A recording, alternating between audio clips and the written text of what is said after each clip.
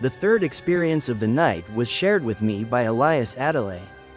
When I was born, I was left at an orphanage, so I spent all my childhood there. It was a place with constant shortages. Most of what we received came from donations by different organizations. Everything was welcome from whoever was willing to help.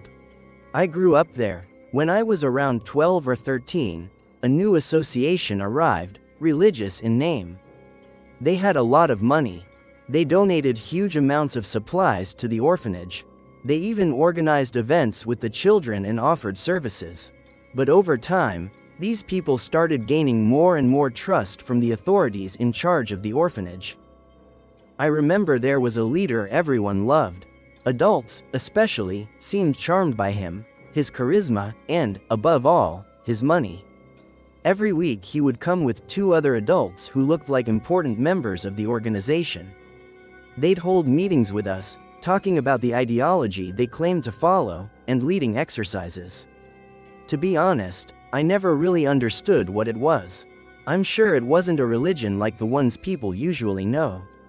In theory, it sounded similar to faiths people are familiar with, but they never mentioned Jesus or the Bible, at least, not once. They had strange rules and strange customs. Still, the orphanage staff let them do whatever they wanted, and they accepted the money and the services they brought. There were times when we'd be left alone with them, and that's when they became strict, sometimes violently so.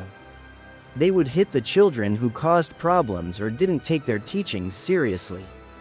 They also changed the way they spoke depending on whether any older adults were around. When no one else was there, their language became harsher and more threatening. Most of us started to fear them.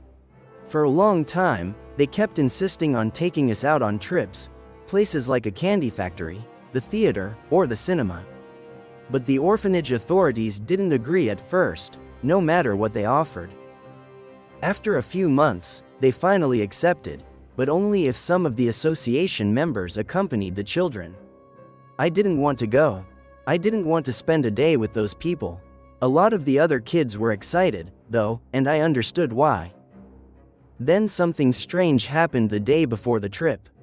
We were in one of those meetings, the kind I described earlier, and they told us that the older children and the teenagers couldn't go. We were confused. Even though I didn't want to go, some of my friends were disappointed. Only the children who were 10 years old or younger would be allowed, with the promise that the older ones would have a trip more suited to their age later. It made sense enough, so we didn't argue. The next day arrived. We watched as 2 trucks rolled in, filled with children. The association members were there, along with some orphanage staff, and a few of them, directly by the hand, went with that strange leader. Hours passed. They didn't come back at the agreed time. At first, the people who stayed behind watching us didn't panic. They assumed that with so many adults, nothing bad could possibly happen. But they were wrong, because those kids never returned. The orphanage erupted into chaos. No one knew what was happening or how to fix it. They didn't know where to contact them, who to call, nothing. And the subject was never brought up again. Years went by before I learned what truly happened.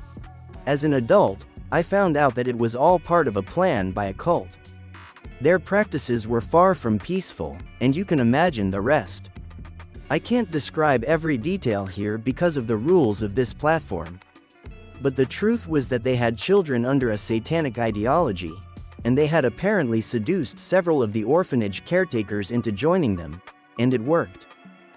Decades later, the cult was discovered. When authorities finally arrested the leader who always gave me a bad feeling, it all came to light. None of the children taken that day were ever found alive. The area where the cult was operating had not just a few bodies buried around it, but many. I still can't believe it, though in hindsight, I suppose I was lucky I didn't go that day.